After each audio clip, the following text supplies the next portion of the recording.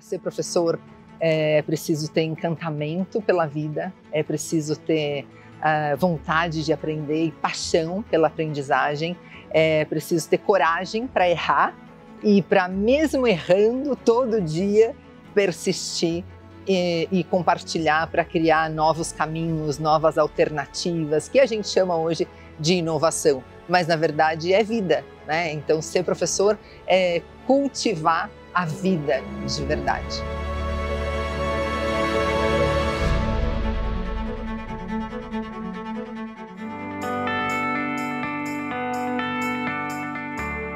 Eu sou Irene, eu sou CEO da comunidade Reinventando a Educação e sócio fundadora da consultoria Com Cuidado, que é uma consultoria especializada no cuidado com o líder.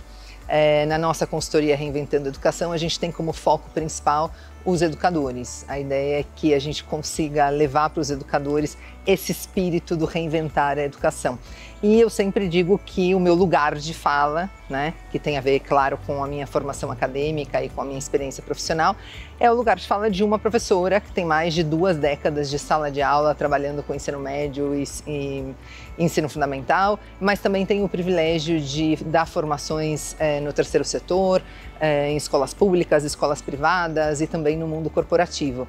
Eu tive muitos privilégios, já vivi fora do Brasil algumas vezes, por algum tempo, então o meu foco, o meu objetivo não é ensinar nada a ninguém, mas é poder criar oportunidades de troca para compartilhar com as pessoas os meus muitos privilégios. Eu sou especialista em neurociência e comportamento, inteligência emocional e saúde mental, tenho MBA em gestão escolar, minha primeira graduação é em letras, e eu acho que sempre que eu falo, essas coisas aparecem um pouquinho. Uma coisa que não está no currículo Lattes, mas que também faz parte do meu lugar de fala, é que eu sou uma pessoa TDAH com altas habilidades, então também falo bastante sobre a inclusão desse lugar de alguém que precisou de um olhar acolhedor e afetivo dos professores para também ser incluída, né?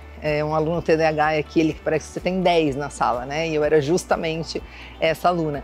Mas tive professores, claro, que não foram nada acolhedores e geraram ali algumas feridas, mas grande parte dos meus professores foram constituintes de quem eu sou hoje, sabe? Eu tenho um pouco de cada um deles e consigo vê-los em campo cada vez que eu atuo. Então, sempre que eu estou falando com um professor, eu me lembro dos professores que eu tive que foram bons para mim, da professora que eu ainda sou e de como eu gostaria que cada professor se visse na sua função.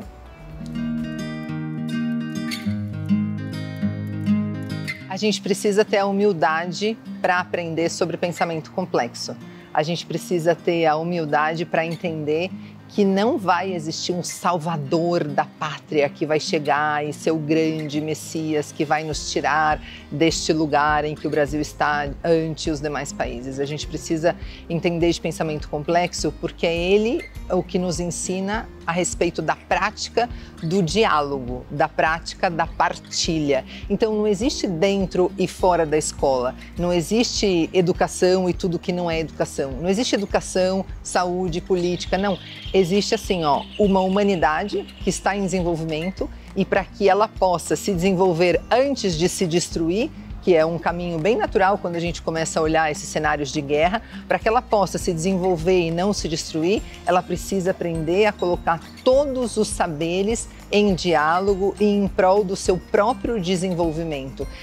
A gente precisa ter essa humildade de não ficar dizendo assim, só quem está dentro da escola é que sabe. Não, a gente pode colocar em diálogo quem está dentro e quem está fora da escola. Porque quem está fora da escola, tem um cartunista que fez um desenho super bonito mostrando uma pessoa dentro de uma garrafa e ele diz quem está dentro da garrafa não consegue ler o rótulo. Então é muito isso, né? É a ideia de você entender que não existe assim, educação, arte, música, saúde, ciência. Não, a gente precisa de tudo isso e tudo isso ao mesmo tempo e tudo isso em diálogo e tudo isso se retroalimentando para que a gente consiga entender qual é a solução para a educação.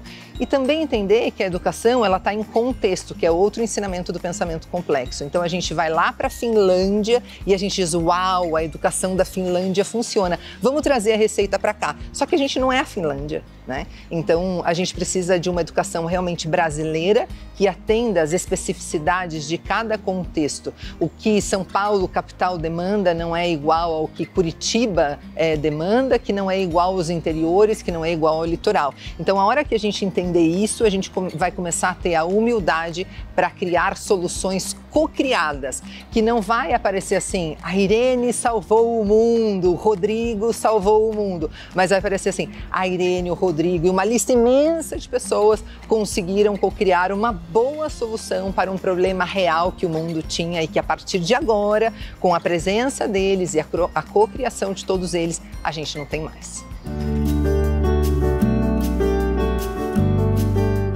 Eu vou começar falando assim do que há em comum, né? Porque assim, como assim? Você é professora de sala de aula, mas aí você vai lá e ensina um cara que é presidente de uma multinacional.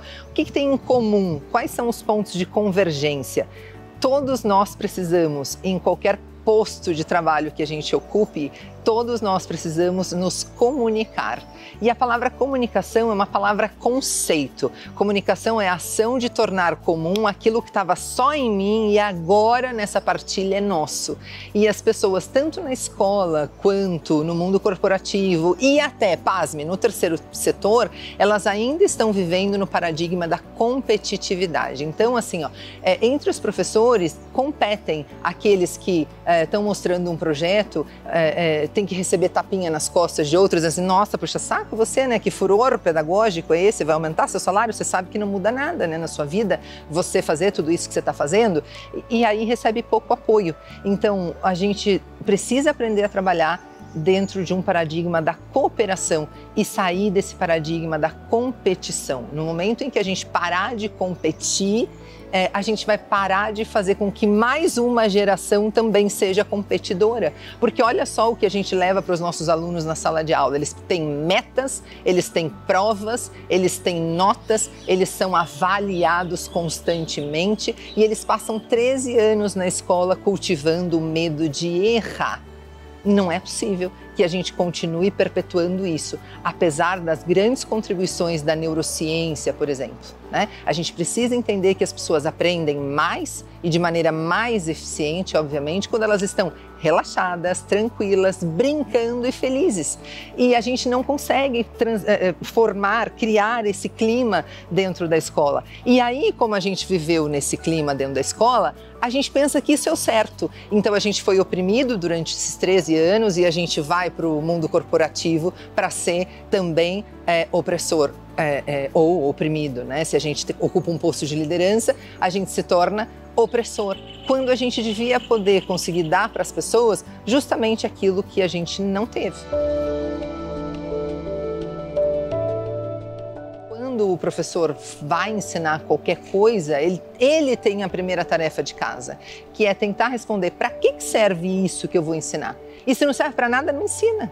Deixa para lá. Ensina uma outra coisa que seja relevante. Ah, mas tá lá na grade que precisa ensinar isso. Bom, então a sua tarefa é buscar uma maneira de tornar isso atraente. Como é que a gente ensina física falando primeiro da fórmula do fulano de tal, sem falar do fulano de tal? Grandes físicos antes foram grandes filósofos, grandes historiadores e tem uma história de vida incrível. Imagina só você ter uma aula de física que começa assim, gente, tem uma fofoca para contar para vocês. Tinha um cara que ele fez tal e tal. Vocês não sabem a mente desse cara. E casualmente ele criou isso aqui que eu vou mostrar para vocês. Então você começou conectando coisas que fazem sentido para a vida do aluno e não dizendo assim, ó, presta atenção nisso aqui, hein, que isso aqui cai na prova. O cara até arrisca tirar nota baixa na prova e até arrisca repetir de ano, mas ele não consegue se entregar a uma coisa que não faz sentido para ele. Então, a gente precisa dar sentido para as coisas que a gente ensina em sala de aula. E esse sentido vem quando a gente cria a conexão entre aquilo que a gente vai ensinar, os saberes universais e as dores universais e também a história de vida e a realidade daquele nosso aluno. Será que o aluno que está lá numa comunidade pobre, vulnerável, numa zona invadida, que ele não tem nem CEP top, provavelmente. Será que ele está bem interessado mesmo na fórmula de Bhaskara? Tal e como ela é passada? Ou será que existe alguma coisa mais relevante que, de repente, daqui a pouco eu chego até no diabo da fórmula de Bhaskara, né? Mas antes eu passei por essa coisa interessante, eu encantei, eu fiz ele se apaixonar pelo conhecimento, eu fiz ele se desafiar a entender e conhecer aquilo. Então a gente precisa fazer essas perguntas. E esse amor que a gente tem pelo nosso conhecimento, eu amo literatura, amo, mas assim, eu não posso começar o ensino médio, primeiro ano de literatura, falando de cantiga de amor e cantiga de amigo em galaico português. Por quê? Porque o meu aluno vai olhar e vai torcer o nariz para mim para sempre. Então, primeiro eu preciso oferecer para o meu aluno as lindas experiências de literatura, quanto mais contemporâneas, melhores, e quanto mais conexão com o meu aluno, melhor. E eu monto uma banda de rock com ele, e mostro para ele que Renato Russo, porque eu sou velhinha, né, gente? Eu mostro para ele que Renato Russo é poesia, e mostro para ele o quanto de outros poetas Renato Russo trouxe pra gente. E aí eu tenho esses alunos aqui, pirando na minha piração, amando aquilo que eu amo. E aí, então, eu posso até falar de Idade Média, trovadorismo, cantiga de amor, cantiga de amigo, e traduzir o galaico português, porque já tá todo mundo tá todo mundo na mesma página, na mesma frequência. Mas eu não posso começar ao contrário, sob pena de ele odiar aquilo que eu tanto amo e eu passar o resto da minha vida profissional dizendo assim, como é que pode? Como é que ele pode odiar esse negócio que eu amo tanto fazer? Gente, mas eu preparei essa aula com tanto cuidado. Você só esqueceu de um elemento que faz parte dessa aula, que é justamente o seu aluno. Então, cria primeiro o encantamento, cria primeiro a conexão, cria primeiro o porquê. Depois que você tiver o para que serve isso que você vai ensinar, então você entra na sua sala de aula e você pode ensinar qualquer coisa. A gente precisa ir para casa com essa ideia de que é possível a gente se divertir sendo educador. É possível a gente se divertir todo dia. Não cabe a gente chegar em sala se desabafando com o nosso aluno sobre os precários salários. Isso é outra instância, a gente vai lá e reivindica com quem de direito. Mas lá na sala não é nem só sobre o aluno, é sobre a gente mesmo. A gente precisa dar um passinho atrás e a gente precisa lembrar, sim, sempre, todo dia, dessa criança que a gente tem dentro, e a gente precisa se curar muito, buscando mil maneiras de a gente se divertir. E não existe assim, conteúdo por um lado e diversão de outro. A diversão é parte do conteúdo e é parte do encantamento, porque eu mobilizo emoções e a aprendizagem só acontece nessa mobilização de emoções.